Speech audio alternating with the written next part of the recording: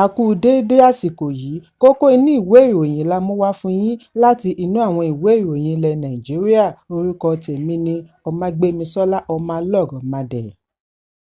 Inú fu àyàfu ni àwọn ará ìlú wà báyìí ní àwọn apá ibì kan ní ìpínlẹ̀ Èkó àti Ògùn bí ìròyìn kan ṣe bẹ́ sílẹ̀ wípé ìrẹsì àjẹrọ̀rùn kan ti gbòde. Òbí àti alágbàtọ́ ni wọ́n ń fi àkàálẹ̀ ohùn voice note ránṣẹ́ sí àwọn olólùfẹ́ wọn pẹ̀lú ìkìlọ̀ kí wọ́n dẹ̀yìn lẹ́yìn rírà àti jíjẹ ìrẹsì lọ́wọ́ yìí nítorí oníṣòwò ilẹ̀ òkèèrè kan ti bẹ Ògún lọ́wẹ̀ lẹ́yìn tí wọ́n jí ọkọ̀ ìrẹsì rẹ̀ méjì gbé tí wọ́n sì wà á wọ orílẹ̀-èdè Nàìjíríà pẹ̀lú oríṣiríṣi àkàálẹ̀ ohùn tí wọ́n fi ránṣẹ́ sí akọ̀ròyìn ni àwọn wọ̀nyí ti fìdí ẹ̀ múlẹ̀ wípé ọkọ̀ àjàgbé ìrẹsì méjì tí wọ́n jí ní orílẹ̀-èdè lágbègbè ni wọ́n fàyàwọ́ rẹ̀ wọ Nàìjíríà gba ẹnu ibodè Ìdíròkò àti Sẹ̀mẹ̀. Ohun tí a gbọ́ ni wípé obìnrin tí ó ní ìrẹsì yìí kàn sí àwọn abọ̀rìṣà ní orílẹ̀-èdè Ghana kí wọ́n bá a ṣépè fún ẹni ra ìrẹsì àti ẹni jẹ ẹ́. Ọ̀kan lára àwọn àkàálẹ̀ ohùn yìí ni wọ́n ti sọ wípé àwọn òṣìṣẹ́ àjọ alámòjútó ẹnubodè customs officers àti ológun kan ti kú ní agbègbè Badagry, ìpínlẹ̀ Èkó.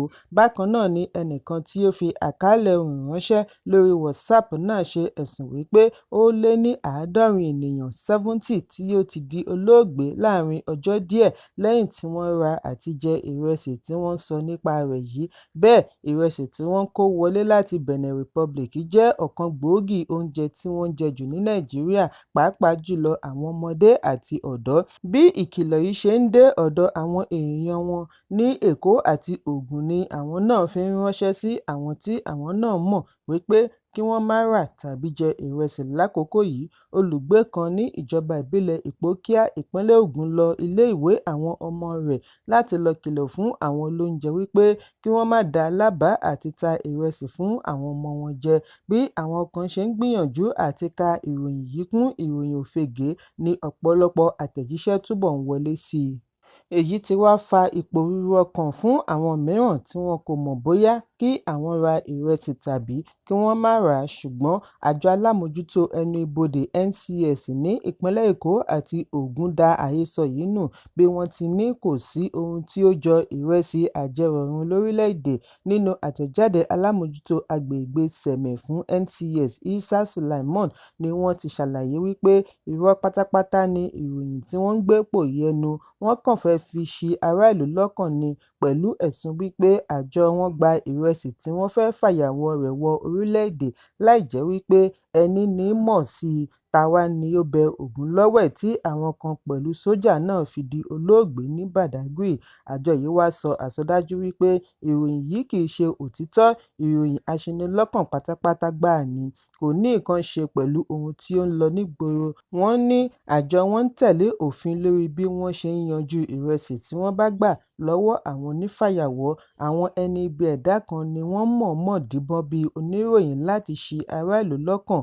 Wọ́n wá rọ ará ìlú kí wọ́n má bá wọn lọ́wọ́ nínú àtànkálẹ̀ ìròyìn ẹlẹ́jẹ̀ tí ó lè fa ìpòrúurú ọkàn tàbí ba iṣẹ́ àwọn agbófinró jẹ́ nítorí wọ́n ń ṣiṣẹ́ takuntakun láti dáàbò bo orílẹ̀-èdè. Ẹ̀kúnrẹ́rẹ́ ìròyìn yìí wà nínú ìwé ìròyìn Punch tó jáde lónìí.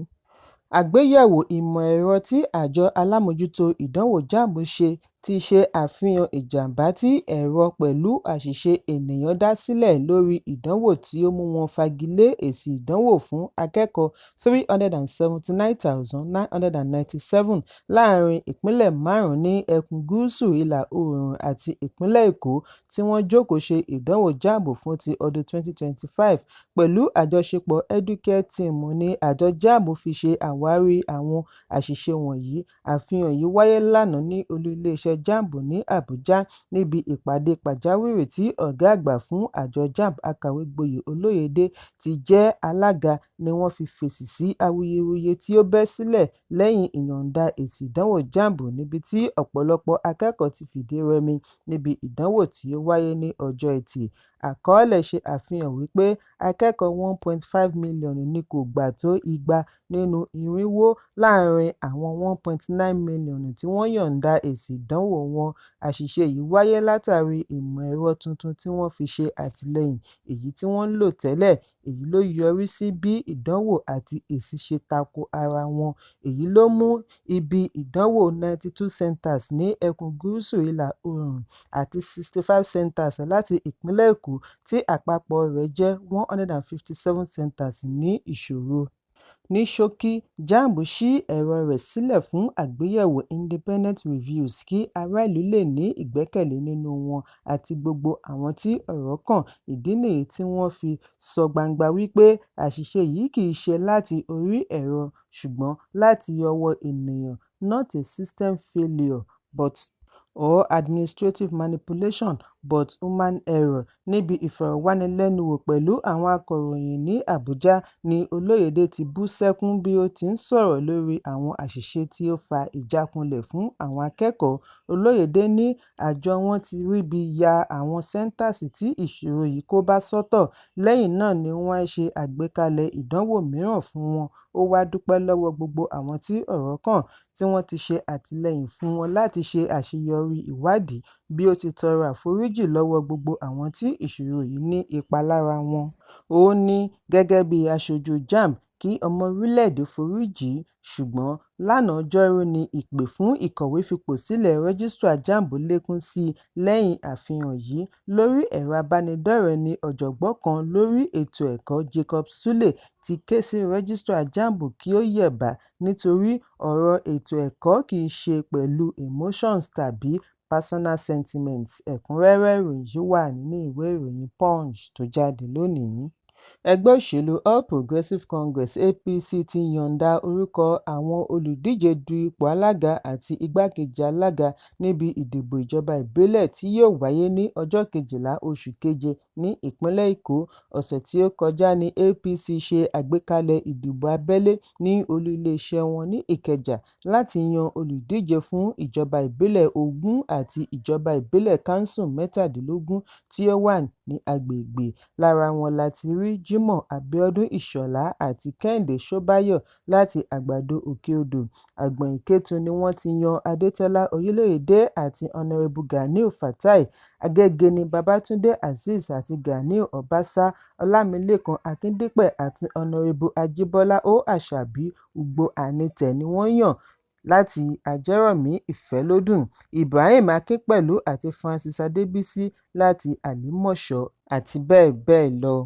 Èyí ń wáyé bí alukoro gbogbogbò fún ẹgbẹ́ òṣèlú APC Felix Morka ṣe ní ẹgbẹ́ òṣèlú tó ń ṣèjọba lọ́wọ́lọ́wọ́ kò ní i lọ́kàn àti sọ orílẹ̀-èdè di ìlú olóṣèlú kan ṣoṣo. Lórí ẹ̀rọ amóhùnmáwòrán Arise ni Morka ti sọ lónìí wípé dídarapọ̀ tí ẹgbẹ́ alátakò ń darapọ̀ mọ́ wọn kò túmọ̀ sí wípé àwọn fẹ́ ètò òṣèlú ẹlẹ́gbẹ́ kan.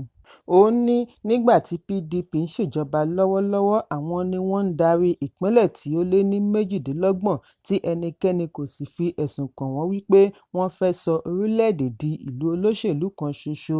Morka ní kò sí ohun tí ó burú bí àwọn ọmọ ẹgbẹ́ PDP àti Labour bá nífẹ̀ẹ́ àti darapọ̀ mọ́ ẹgbẹ́ tó ń ṣèjọba lọ́wọ́.